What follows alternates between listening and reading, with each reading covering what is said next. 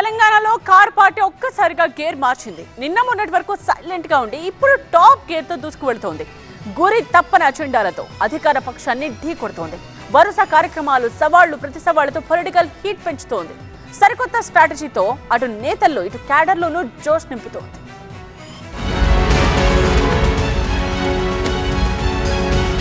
నిన్నటి వరకు ఒక లెక్క, ఇప్పటి నుంచి ఇంకో లెక్క. ఇది తెలంగాణలో భారత రాష్ట్ర సమితి రాజకీయం. తెలంగాణలో అసెంబ్లీ ఎన్నికలకు ఇంకో 2.5 ఏళ్లు ఉండగానే ప్రజల్లోకి దూసుకెళ్తోంది బీఆర్ఎస్. ప్రత్యేక వ్యూహాలతో వేగం పెంచుతోంది. కారు గేరు మార్చడంతో గత ఎన్నికల తర్వాత కొంత సైలెంట్ గా ఉన్న క్యాడర్ లో ఒక్కసారిగా సరికొత్త ఉత్సాహం మురకలేస్తోంది. గులాబీ శ్రేణుల్లో మళ్లీ జోష్ కనిపిస్తోంది. తెలంగాణ వ్యాప్తంగా నేతలు కూడా యాక్టివ్ మోడ్ లోకి వచ్చేశారు. అధికార పార్టీ నేతలు ప్రెస్ మీట్లు పెట్టడమే ఆలస్యం, పదునైన విమర్శలతో అటాక్ చేస్తున్నారు. అన్ని జిల్లాల్లోనూ క్యాడర్ అంతా ఏకతాటిపైకి వచ్చి కదం తొక్కుతోంది. నటి వరకు ఒకరిద్దరు నేతలకే పరిమితమైన విమర్శలు ఇప్పుడు సమిష్టి దాడులుగా మారాయి. ఇటీవల రాష్ట్ర ఆర్థిక పరిస్థితి, అప్పులపై జరిగిన రసవత్తర చర్చలో బీఆర్ఎస్ గట్టిగా ఢీకొట్టింది. శ్వేతపత్రాలు, లెక్కల సవాళ్లతో అధికార పక్షాన్ని ఇరకాటంలో పెట్టే ప్రయత్నం చేసింది. కేవలం మాటలకే పరిమితం కాకుండా గణాంకాలతో సహా మీడియా ముందుకొచ్చి తావేంటో నిరూపించుకునేందుకు దూకుడుగా వ్యవహరించింది. ఇది కాస్త సవాళ్ల పర్వానికి దారితీసి అధికార పక్షానికి ధీటుగా వదిలివ్వడంతో బీఆర్ఎస్ పార్టీ శ్రేణుల్లో కొత్త హుషారు నింపింది.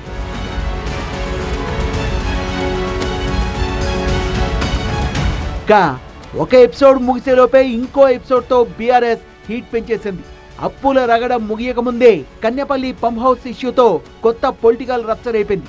ఒట్టి మాటలకే పరిమితం కాకుండా గట్టిగా క్షేత్రస్థాయిలోకి దూసుకెళ్లడంతో అప్పుల చర్చ తెల్లారే మళ్లీ మరో డిబేట్ తెరపైకొచ్చింది.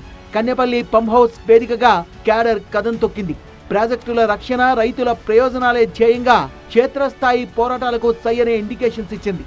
ఫలితంగా తెలంగాణ వ్యాప్తంగా అన్ని జిల్లాల్లోని ద్వితీయ శ్రేణి నాయకత్వం, కార్యకర్తలు రోడ్లపైకి వచ్చేశారు.